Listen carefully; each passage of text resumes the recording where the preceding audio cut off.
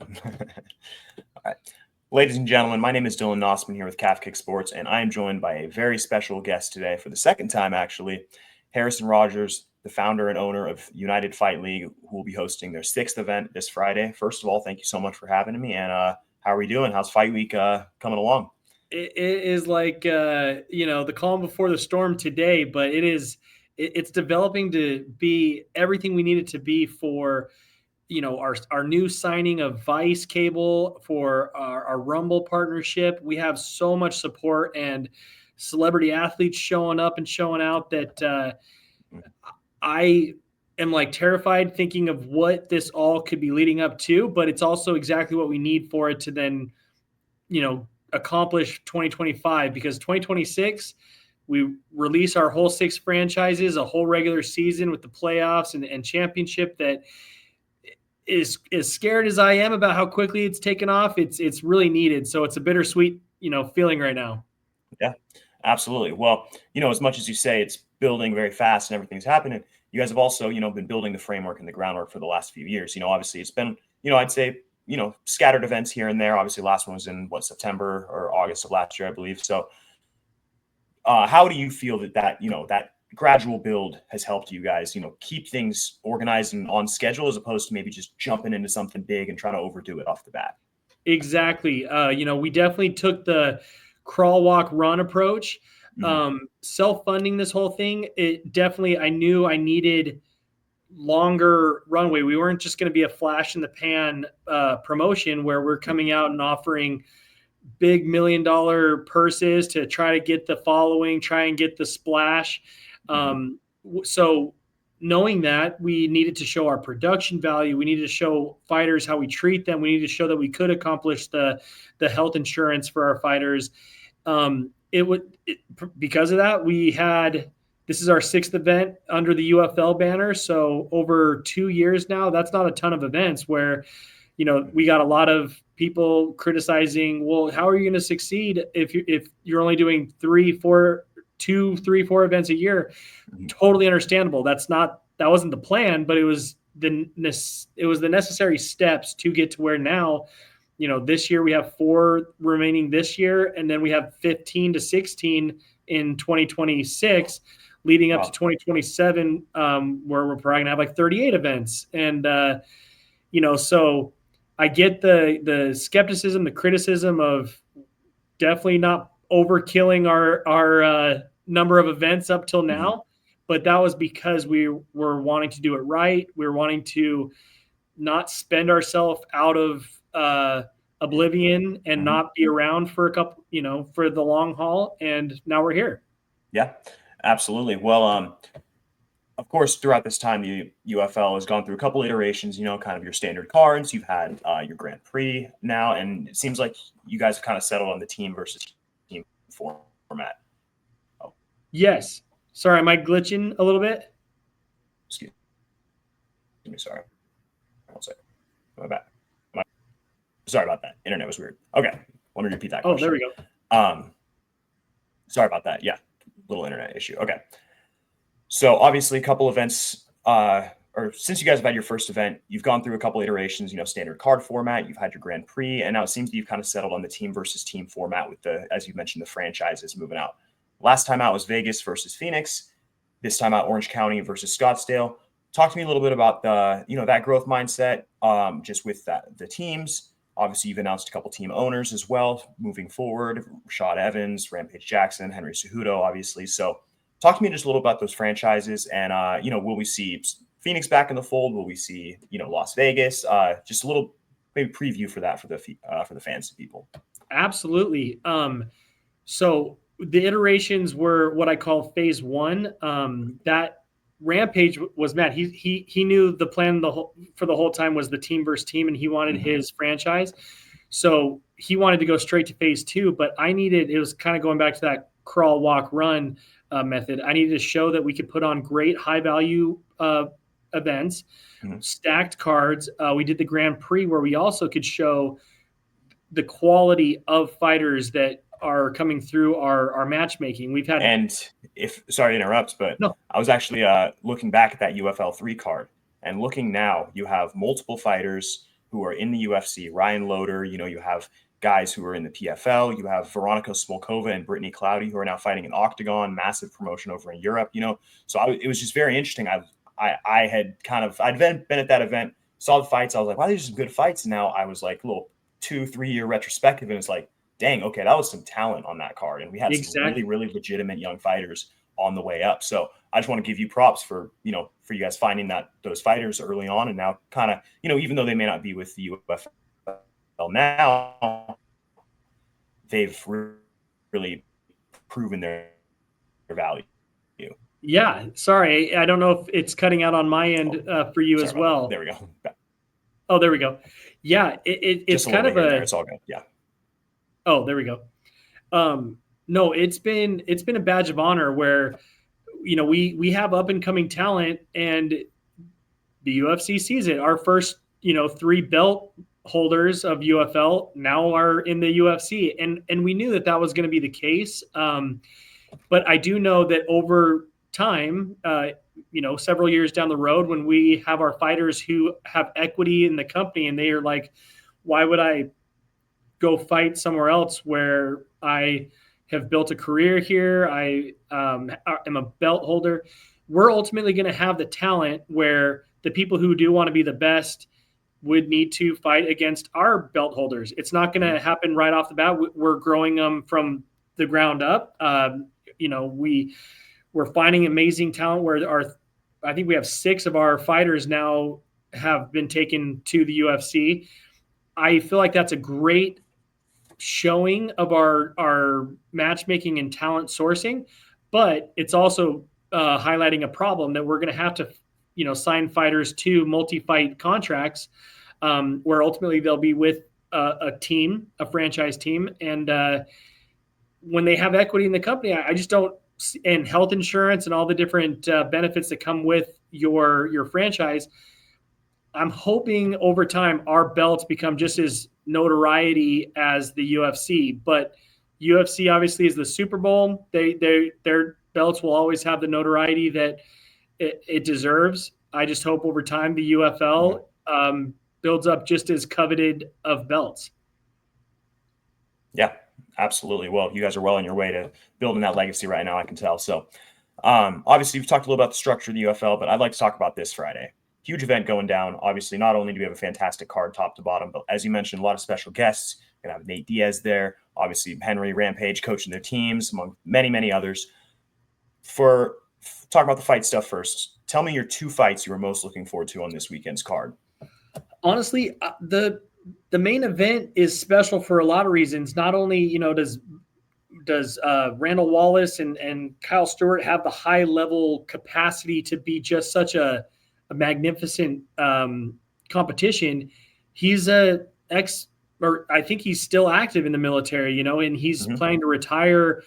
He's got obviously a very decorated past. And for him to retire in his hometown in front of a bunch of other military vets, it sings to the civic pride, the city versus city benefit that our city is showing out for him. It's even if they didn't know him specifically, they know that he stands for that and that he's a part of Team Scottsdale. So it just continues to show the fan engagement of what we're building doesn't have to be just for one individual fighters and then everybody goes home after the co-main event. It's like they want to see it through. They want to see what team wins, what each fighter is bringing to the table. And so I'm really excited for the main event. I'm also super excited about some of our undercard individuals. Like we have Tracy Cortez's brother fighting on our card as an up and comer.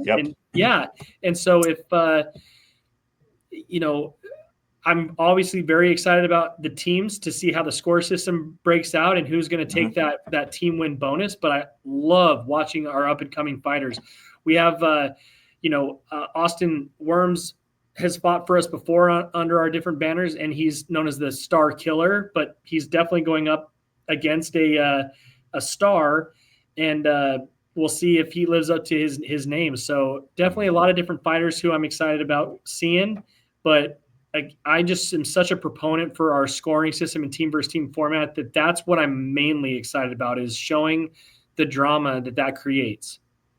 Absolutely. And obviously you guys debuted your scoring system the last time, obviously points for a finish, points for a win, forgive me for not remembering exactly how it breaks down. Will you guys be carrying that same scoring system over for this event? I'm so sorry. What was the? Sorry Say that about one more that. time. I'll repeat that one more time. No, you're good. Yeah, you're good. So you guys obviously debuted your scoring system last time, points for a finish, points for a decision, breaking it down. Will you guys be maintaining that same scoring system for this event and kind of carrying that forward as your system, the UFL kind of model?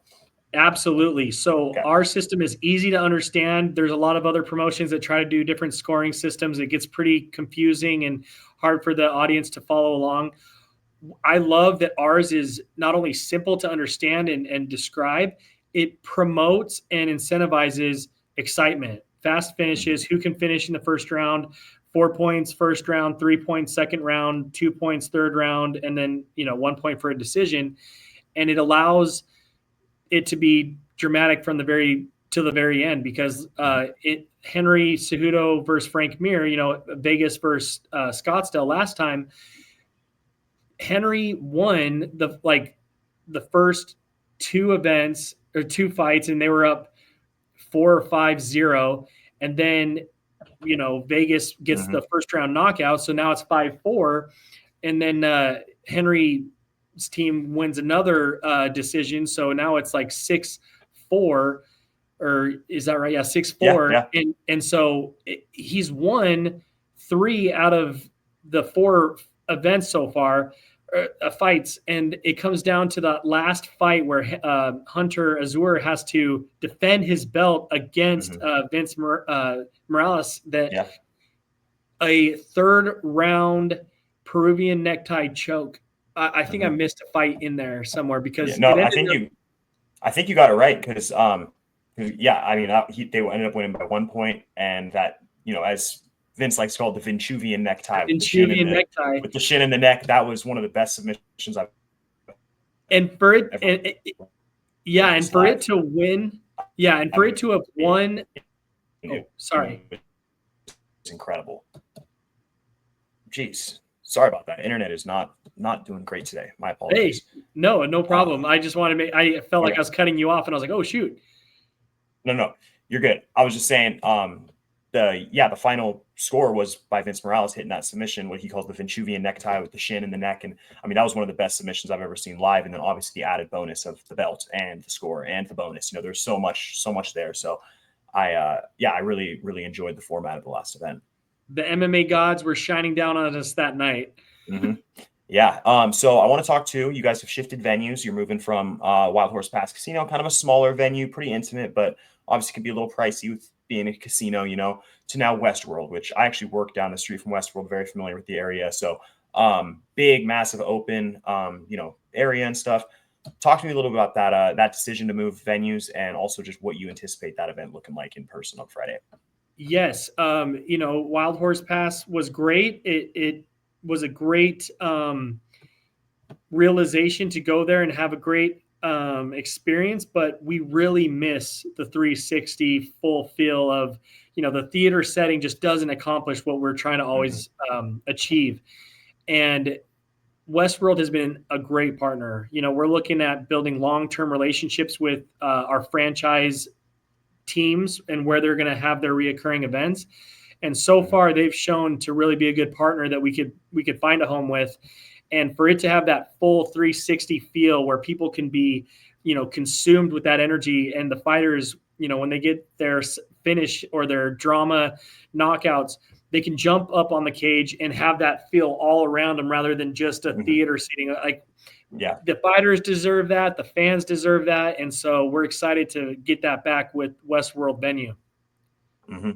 Well, again, kind of throwing back to UFL 3, out at Bellbank Park, or now Arizona Athletic Grounds, it was such a fantastic setup with the walkway.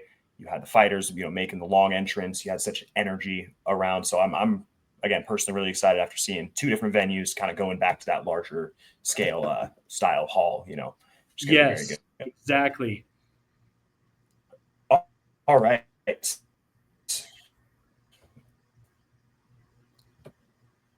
All right. So internet's being a little funky again. Okay, we're good. Okay. So obviously we've talked a little bit about the future. We've got the big event coming up this Friday, but you've mentioned 3 other events planned for this year. If you can, I'd love to hear, locations, potentially some details, get the fans excited for the next event. Obviously, they should be very excited for Friday first and foremost, but just to build on the success that I know this event's going to have. Absolutely. So August 15th, 16th weekend, we will be in Orange County, Irvine, for the Orange County team versus Miami team. So Rashad Evans versus Rampage. Very exciting. But then after that, it's up to a couple things. We're looking at either New Mexico, Albuquerque, or a Northern California event. And the reason being is because we've solidified our 4 teams currently. We have, Rashad Evans, Miami. We have Frank Mir, Vegas. We have Henry Cejudo, Scottsdale, and we have Rampage, Orange County. Mm-hmm. We have 5 potential other teams that we just need 2 more because we're finishing the year at 6 franchises for going into 2026. And it's either going to be Nate Diaz for Sacramento, or it's going to be Holly Holm for Albuquerque, Anthony Pettis for Milwaukee, Justin Gaethje for Denver, or Frankie Edgar for New Jersey. Wow. And all of them, we're in talks with every single one of them, and they're all excited. I mean, they're coming out to this event to really see and feel it. It's going to be hard to make those decisions, to limit it down to the 2. So once we decide who those 2 franchises are going to be, we will then be able to say if October. So the next UFL 8 and 9 will be October and December of 2025, and it just depends on those teams of where we're going to have them. Well, sounds like things are really ramping up, and it's really exciting to see, what's going to shape out over the next, 6 to 8 months for sure and beyond. So, last but not least, give me one pitch why, if you're living in the Phoenix area, you have to be at UFL 6 on Friday. Man, honestly, whether you are an MMA fan or not, the environment that we are going to have at Westworld on Friday night, it will prove that our MMA audience and world, we're building a community with UFL, not just for, avid MMA fans, but for individuals who love being a part of some amazing energy. We have YouTubers, we have moms and kids and different influencers that they love fights. It's great. It's exciting, but it's kind of like you love going to the NBA games, for the Phoenix Suns because of the culture, the civic pride, the what's happening in my town. A visiting team is coming in to try to beat our teams. I can't wait for people to see that whether you're an avid MMA fan or not, you will have a place in this event that the experience is going to be unforgettable. 100%. Well, everybody make sure to tune in to UFL 6 on a Rumble if you can't make it in person. And obviously, if you can, buy a ticket starting at $30, I believe. Fantastic deal. It's going to be an awesome night. And Harrison, thank you so much for joining me again, sharing some info. And I can't wait to, see UFL 6 in person on Friday. Heck yes. See you there. Appreciate you. Appreciate you, man.